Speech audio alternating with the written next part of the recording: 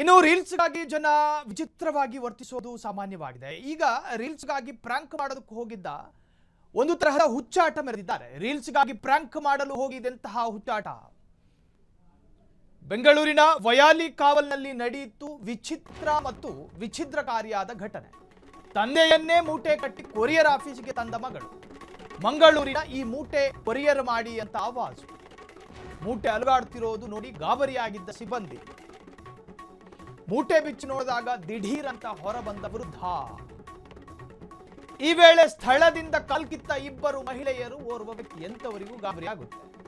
ವಯಾಲಿ ಕಾವಲ್ ಪೊಲೀಸರಿಗೆ ಕೊರಿಯರ್ ಸಿಬ್ಬಂದಿ ಮಾಹಿತಿ ಕೊಟ್ಟರು. ಪೊಲೀಸರು ಠಾಣೆಗೆ ಕರೆಯಿಸಿ ವಿಚಾರಣೆ ಮಾಡಿದ್ರು. ಪ್ರ್ಯಾಂಕ್ ವಿಚಾರ ಬಹಿರಂಗಗೊಂಡಿದೆ. ಪ್ರ್ಯಾಂಕ್ ಮಾಡಿದವರ ಕ್ಲಾಸ್ ತೆಗೆದುಕೊಂಡ ಪೊಲೀಸರು ತಂದೆಯನ್ನೇ ಮೂಟೆ ಕಟ್ಟಿ ಕೊರಿಯರ್ ಆಫೀಸ್ಗೆ ಹೋಗಿರೋದು ಈ ಮಗಳು. ತಂದೆ ಮತ್ತು ಮಗಳು ಇಬ್ಬರನ್ನು ಕೂಡ ನೀವು ದೃಶ್ಯದಲ್ಲಿ ಗಮನಿಸ್ತಾ ಇದ್ದೀರಿ. ಇವರ ಉದ್ದೇಶ ಇದ್ದಿದ್ದು ಪ್ರ್ಯಾಂಕ್ ಮಾಡಬೇಕು ಅಂತ. ಸರಿ, ಮಗಳು ಏನೋ ಸಣ್ಣ ವಯಸ್ಸು, ಚಂಚಲ ಮನಸ್ಸು ಅನ್ಬಹುದು. ಪಕ್ಕದಲ್ಲಿದ್ದ ವಿರುದ್ಧ ಅವರ ತಲೆಯ ಕೂದಲು ಬೆಳ್ಳಗಾಗಿರೋದು ಅನುಭವದಿಂದ ಬಿಸಿಲಲ್ಲಿ ನಿಂತಲ್ಲ. ಅವರಿಗೂ ಕೂಡ ಒಂದು ತರಹದ ಈ ಪ್ರ್ಯಾಂಕಿನ ಹುಚ್ಚಾಟ. ಮಗಳಿಗೆ ಅವರು ಸಪೋರ್ಟ್ ಮಾಡಿದಾರೋ ಏನೋ ಇಂಡೈರೆಕ್ಟ್ಲಿ. ಇದಕ್ಕೆ ಸಂಬಂಧಪಟ್ಟ ಹಾಗೆ ಒಂದಷ್ಟು ಹೇಳಿಕೆಗಳು ನೋಡ್ಕೊಂಡು ಬರೋಣ. ನಾವು 5 ಜನ ಸೇರಿ ವಯಲಿ ಕಾವಲಿನ ಕೊರಿಯರ್ ಆಫೀಸ್ನಲ್ಲಿ ನನ್ನ ತಂದೆಯವ್ರನ್ನ ಚೀಲದಲ್ಲಿ ಹಾಕಿ ತಗೊಂಡು ಹೋಗಿ, ಯುಗಾದಿ ಮತ್ತು ರಂಜಾನ್ ಹಬ್ಬ ಪ್ರಯುಕ್ತವಾಗಿ ಎಲ್ಲ ಬಸ್ ರೇಟ್ ಜಾಸ್ತಿ ಆಗಿದೆ, ಹಾಗೂ ಸಿಗ್ತಾ ಇಲ್ಲ ಅನ್ನೋ ಒಂದು ಮೆಸೇಜ್ನ ಕಳಿಸ್ಲಿಕ್ಕಾಗಿ ಒಂದು ಪ್ರ್ಯಾಂಕ್ ಮೂಲಕ ತಿಳಿಸೋಣ ಅಂತ ಮಾಡ್ಲಿಕ್ಕೆ ಹೋಗಿ, ಈ ರೀತಿ ಮಾಡೋ ತಪ್ಪು ಅಂತ ಗೊತ್ತಾಗಿಲ್ಲ ನಮಗೆ. ಇದು ನಮಗೆ ಗೊತ್ತಾಗಿದ್ದರಿಂದ ಈಗ ನಾವು ಕ್ಷಮೆಕ್ಕಿಂತ ಇದ್ದೀವಿ. ಇದನ್ನು ದಯವಿಟ್ಟು ಯಾರೂ ಪಬ್ಲಿಕ್ ಮಾಡಬೇಡಿ, ಹಾಗೂ ಇನ್ನು ಮುಂದೆ ನಾವು ಈ ರೀತಿ ಇನ್ನೊಮ್ಮೆ ನಮ್ಮಿಂದ ತಪ್ಪಾಗೋದಿಲ್ಲ. ನಮಗೆ ಕ್ಷಮಿಸಿ. ನಾವು 5 ಜನ ಸೇರಿ ವಯಲಿ ಕಾವಲಿನ ಕೊರಿಯರ್ ಆಫೀಸ್ನಲ್ಲಿ ನಿಜಕ್ಕೂ ವಿಚಿತ್ರ ನೋಡಿ. ಯುಗಾದಿ ಮತ್ತು ರಂಜಾನ್ ಹಬ್ಬಕ್ಕೆ ಒಂದು ಸ್ಪೆಷಲ್ ಆಗಿರಲಿ ಅಂತ ಹೇಳಿ ಮಾಡಕೊಂಡಂತೆ. ನಿಮಗೆ ಹಬ್ಬದ ಸಂದೇಶ ಸಾರಬೇಕು ಅಂದ್ರೆ ಯಾವುದಾದ್ರೂ ವೃದ್ಧಾಶ್ರಮಕ್ಕೆ ಹೋಗಿ ದಾನ ಮಾಡಿ, ನಿಮ್ಮ ಬಾಡಿಲಿರೋ ರಕ್ತನ ಹಂಚಿ ರಕ್ತದಾನ ಮಾಡಿ. ಇದು ಯಾವುದ್ರಿ ಇದು? ಈರುಳ್ಳಿ ತುಂಬ್ಕೊಂಡು ಮಾರ್ಕೆಟಿಗೆ ಹೋದಂಗೆ ಅಪ್ಪನ್ನೇ ತುಂಬ್ಕೊಂಡು ಕೊರಿಯರ್ ಆಫೀಸಿಗೆ. ಇದು ನಿಜಕ್ಕೂ ಕೂಡ ಹಬ್ಬಕ್ಕೆ ಕೊಡಬಹುದಾದ ಸಂದೇಶ ಅಲ್ಲ. ಇದೊಂಥರದ ಅಧ್ವಾನಕಾರಿ. ಆ ಮಗಳನ್ನು ಹೆತ್ತ ತಂದೆ ಭಾಗ್ಯವಂತನೋ ಅಥವಾ ಆ ತಂದೆ ಪಡೆದ ಮಗಳು ಭಾಗ್ಯವಂತಲೋ ಗೊತ್ತಿಲ್ಲ. ಬುದ್ಧಿ ಹೇಳಬೇಕಾಗಿರೋ ತಂದೆ.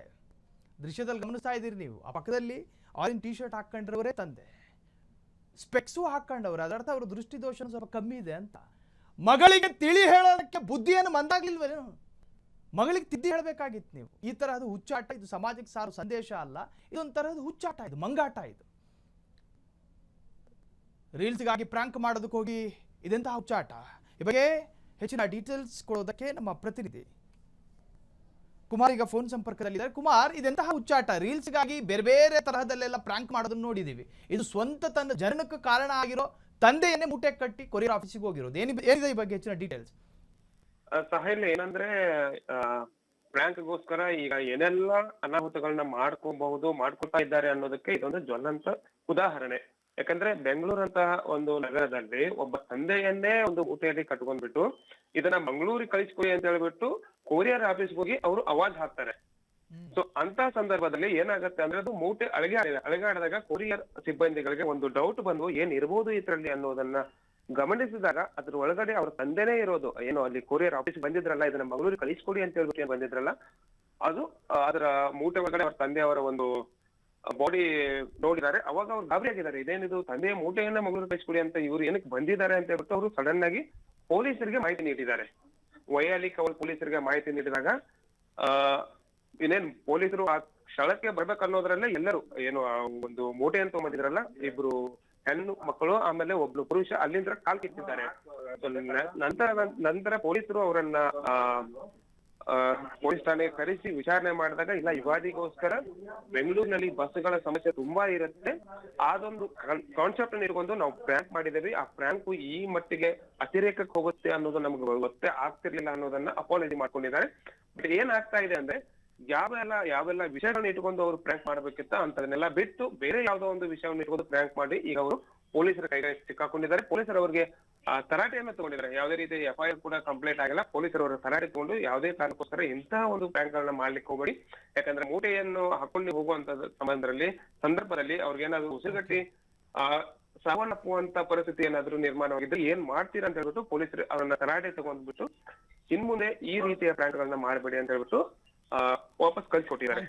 Thank you Kumar, thank you so much ತಮ್ಮೆಲ್ಲ ಮಾಹಿತಿಗೆ. ಒಟ್ಟಾರೆ ಈ ತರಹದು ಯುವ ಸಮೂಹಕ್ಕೆ ಮಾದರಿ ಆಗಬಾರ್ದು, ಈ ತರಹದ ಒಂದು ಕೆಟ್ಟ ಸಂದೇಶ ಸಮಾಜಕ್ಕೆ ಸಾರೋದಕ್ಕೆ ಯಾರು ಕೂಡ ಮುಂದಾಗಬಾರ್ದು. ಇನ್ನು ಕಾನೂನು ದೃಷ್ಟಿಯಿಂದಲೂ ಕೂಡ ಇದು ತಪ್ಪಾಗುತ್ತೆ. ಕಾರಣ ಒಬ್ಬರಿಗೆ ಭಯ ಉತ್ಪಾದಿಸುವ ಜೊತೆಗೆ ಆತಂಕವನ್ನು ಮೂಡಿಸುವ ಈ ತರಹದ ಕೃತ್ಯಗಳು ಮರುಕಳಿಸಬಾರ್ದು. ಇನ್ನು ಬೇರೆ ಯುವ ಜನಾಂಗಕ್ಕೂ ಕೂಡ ಈ ತರಹದ ಪ್ರಾಂಕ್ ವಿಡಿಯೋಗಳು ಪ್ರೇರಣೆಯೇ ಆಗಬಾರ್ದು. ಇನ್ನು ಪ್ರೇರಣೆ ಆಗೋ ತರಹದ ವಿಡಿಯೋಗಳು ಸಾಕಷ್ಟು ಕಾನ್ಸೆಪ್ಟ್ಗಳು ಬೇರೆ ಬೇರೆ ದಾನ ಧರ್ಮಗಳನ್ನು ಮಾಡಿ ಈ ಮುಖಾಂತರವಾಗಿ ಸಮಾಜಕ್ಕೊಂದು ಸಂದೇಶವನ್ನು ಸಾರಬಹುದು. ಈ ತರಹದ ಕಪಿಚೇಷ್ಟೆಗಳು ನಿಜಕ್ಕೂ ಕೂಡ ಅಪರಾಧ ಅಂತ ಹೇಳಿ ಕರೆಸಿಕೊಳ್ಳುತ್ತೆ. ಕ್ಷಣ ಕ್ಷಣದ ಸುದ್ದಿಗಳಿಗಾಗಿ ಫ್ರೀಡಂ ಟಿವಿ ಸಬ್ಸ್ಕ್ರೈಬ್ ಮಾಡಿ, ಲೈಕ್ ಮಾಡಿ ಹಾಗೂ ಫಾಲೋ ಮಾಡಿ.